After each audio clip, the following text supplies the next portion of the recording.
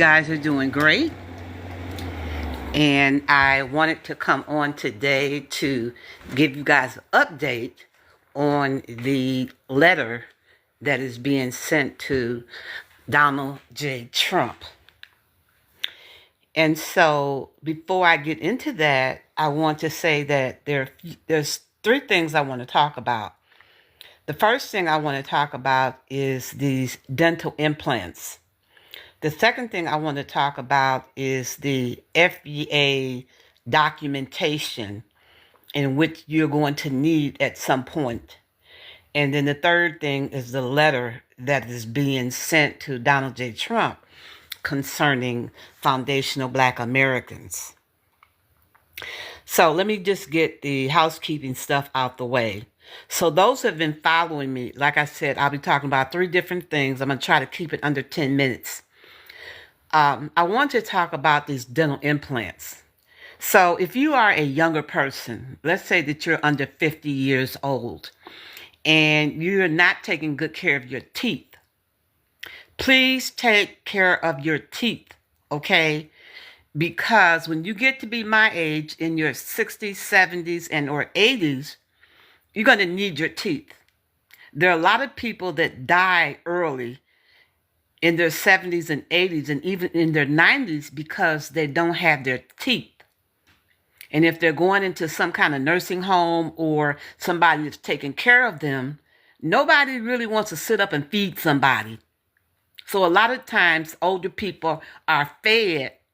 They can't chew their food, and so they aspirate. And when they aspirate, it causes their lungs to get infected, and then they end up dying. And I'm not going to harp on that, but I am going to say that take care of your teeth. I saved for a year and a half. These teeth cost 30 grand cash. Or, of course, you can get it, using credit card, but I didn't want a debt. I don't have any debt, and I didn't want to get any debt.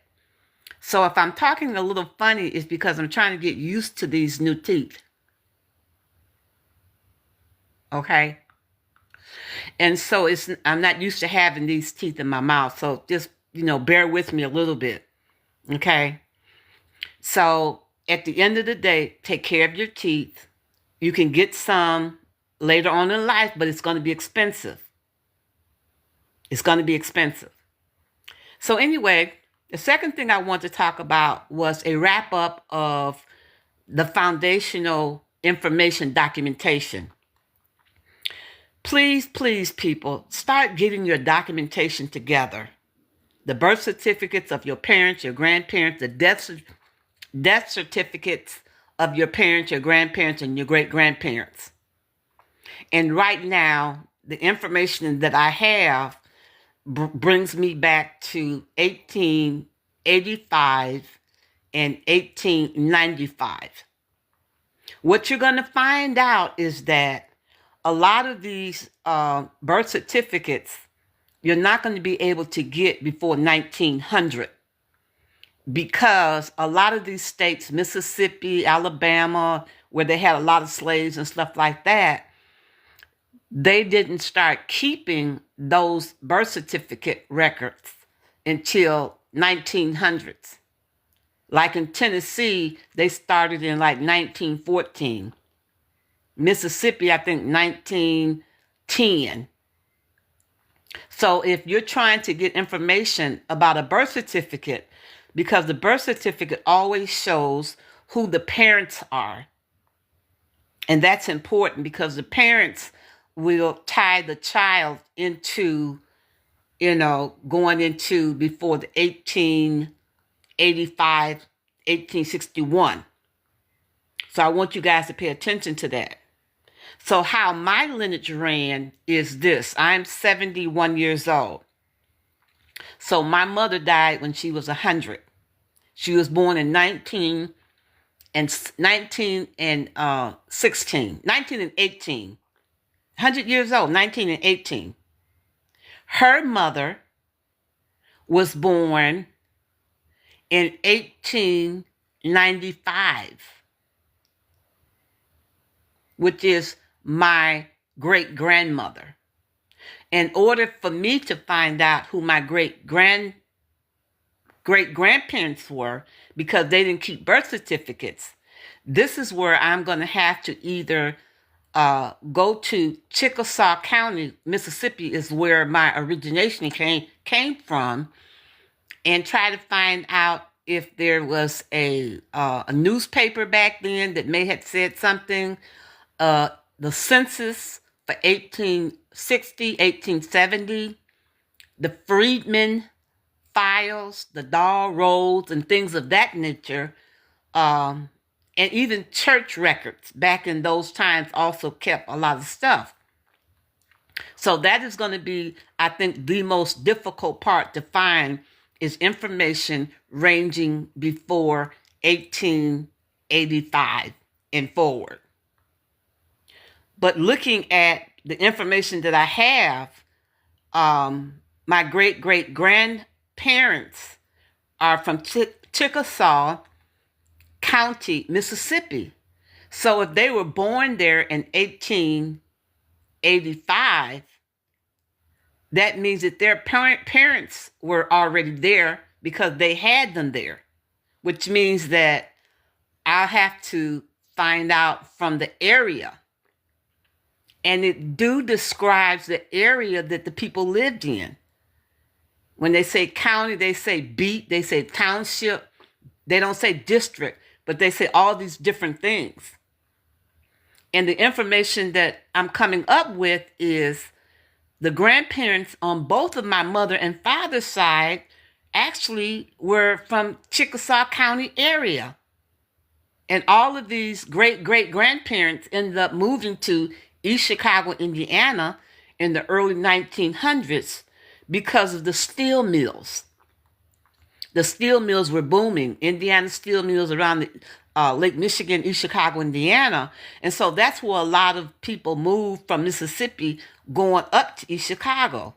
But I never thought that on my mother's side, that her parents, each of her parents were actually from the same county in Mississippi. So the great-great-grandfather, as I said, he was born in 1861 in Chickasaw, Mississippi. But I just don't have any proof of it other than on the birth certificate of my great-grandmother. So I just want to let you guys know, get that information. It's going to be very important. Why? Because if you listen to the last video I talked about, was the letter that was written up by Dennis Spurling, attorney Dennis Spurling. He's got a YouTube podcast on YouTube. This letter, I'm telling you, is so on point. The letter that he has drafted up, that he has not just drafted, he has actually passed the drafting stage, that he's going to be sending to President Donald J. Trump. And in this particular letter or request, or I don't know if that judge, I don't know the exact name to call it, but this documentation talks about who we are as FBA, foundational Black Americans. He doesn't talk about us being U.S. citizens, no, because we were here before the United States became the United States. Understand that, and that's going to be very important. Because as a United States citizen, I want you to think about it. As a United States citizen, you're only given certain rights as a people. Or United States corporation, you're only given certain rights as a citizen. But if you are a Black American who was an American on the continent before the United States was even the United States, that's something completely different as a foundational Black American. Now, I'm not going to get into all the stuff about the DNA that we have, because remember, the foundational Black Americans who were already here before 1800s, remember that as slavery occurred in the United States, that our bloodline or our lineage of foundational Blacks was mixed with Indian, because remember, Indian had slaves too. I mean, they did. Was mixed with Caucasians, was mixed with actual Africans that actually came from the transatlantic slave trade. So we have a lot of foundational Black Americans that have lineage that has also been mixed with other lineages, per se. But at the end of the day, it still goes back to our foundation, which is Foundation Black American, which is the continent of Americas. Not just a U.S. citizen. We're really not U.S. citizens. We were here before the United States became the United States. Okay? But the letter is so powerful, and it talks about who we are as foundational Black Americans, what we are requesting as far as reparation, restitutions, land, and all those kind of things, our contribution to the United States, that we fought in every war here on this continent, and the support that we have given this nation to build this nation, and making sure that our lineage is not slithered in or cosplayed with other people who look like us, who are not us. They're not us, okay? Now, the other thing that he talked about also in this letter that I thought was very interesting is that he identified Donald Trump with those Black Americans. And believe it or not, all the Black Americans basically that he talked about were people that connected with Trump, Donald J. Trump, at some point in their life. Foundational Black Americans like Michael Jackson, foundational like Cassius Clay, better known as Muhammad Ali. Foundational Americans like Serena Williams, Venus Williams. Foundational Black Americans like Kobe Bryant.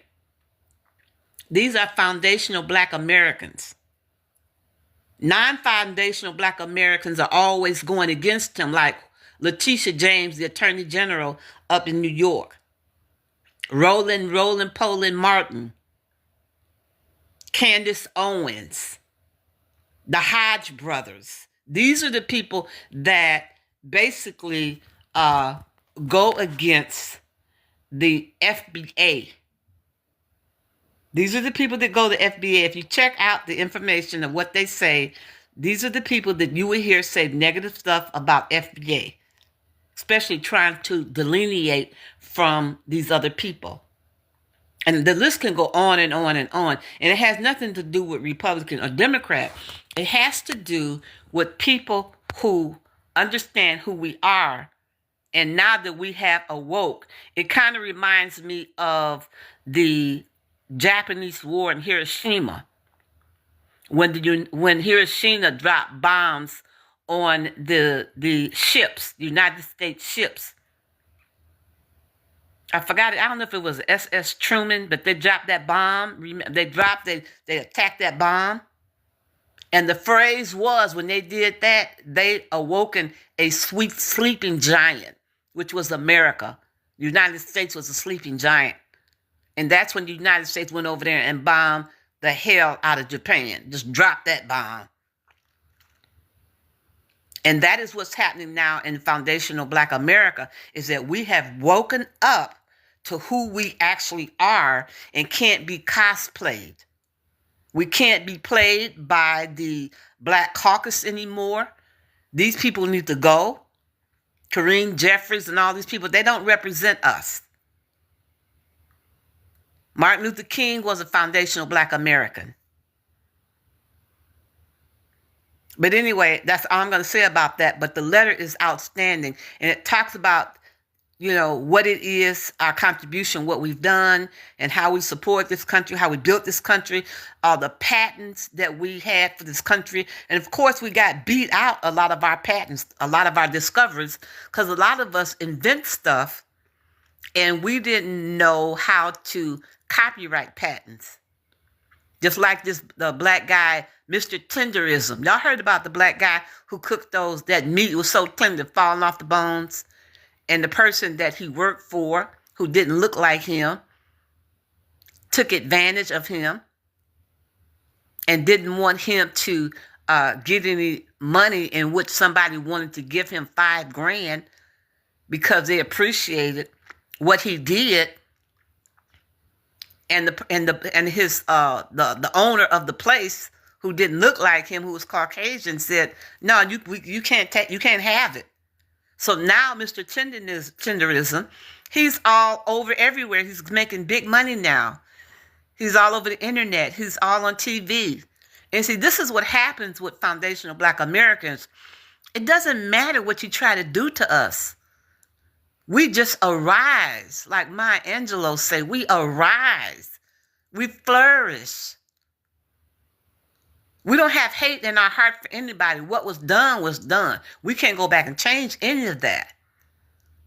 But we become better at who we are. And I know a lot of people looking at this administration said, "Oh, the gas is high, the oil is high." Everything that's happening right now had to happen in order for foundational Black Americans to unite. Have you ever heard sometimes things got to get so bad in people's lives that they just got to unite? Like families are against each other, fighting here and there, fighting there. But when somebody from outside the family comes and try to beat the family, now the family comes together. When the family should have been together all along and supporting each other. That is why we're not in the streets, and we're not going to be in the streets. And then when the guy said, "No check, no vote," he meant that. And it's amazing because he was representing all of us, and he didn't realize that he was representing all of us. So we started with Dr. Claude Anderson, who gave us the idea, and he got books and stuff out, when he talked about reparations and what that looked like.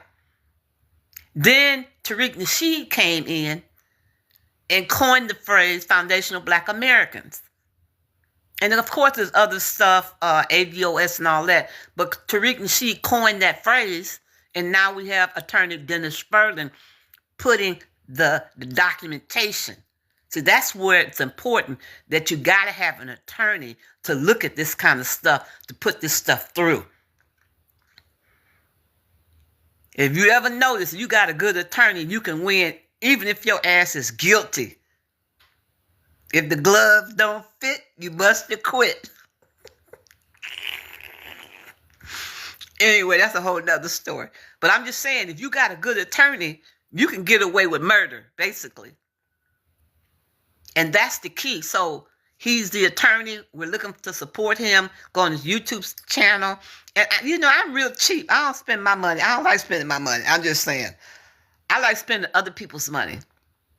Robert Kiyosaki had a book and said, how you get rich is you spend other people's money.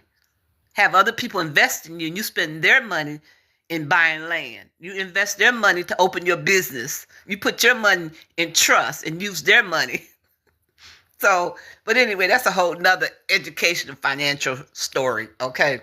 But that's what I learned as a young person, is you use other people's money and hold on to your little money, okay? But so this attorney, he's not asking for money, but we know everything costs to send this stuff through. So support this guy. And yes, I got my teeth. Yeah, I got my teeth. But anyway, you guys be blessed, and you guys take it easy and continue to get your documentation together for your paperwork. So when this stuff kicks off, and we're going to get reparations one way or the other. I'm just saying, we're going to get the reparations. Believe that. I know a lot of people running around here. But you know what? That's what you believe. Stay on the other side of the street. Don't bring that energy over here to me. I'm believing, just like with these teeth, people that were my age that I know, why you getting those teeth? That's $30,000. Why you get blah, blah, blah, blah, blah. I said, I'm investing in me. I'm investing that I'm going to live 30 years. Now, if you want to die before the 30 years, that's you. You don't have to get the teeth. That's on you. But I'm investing in me. And it's not just about appearance. It's about being able to chew stuff, chew food and those kind of things, as I told you guys earlier. Invest in yourself, because ain't nobody else going to invest in you if you don't invest in you. When people see you investing, they want to get on the bandwagon.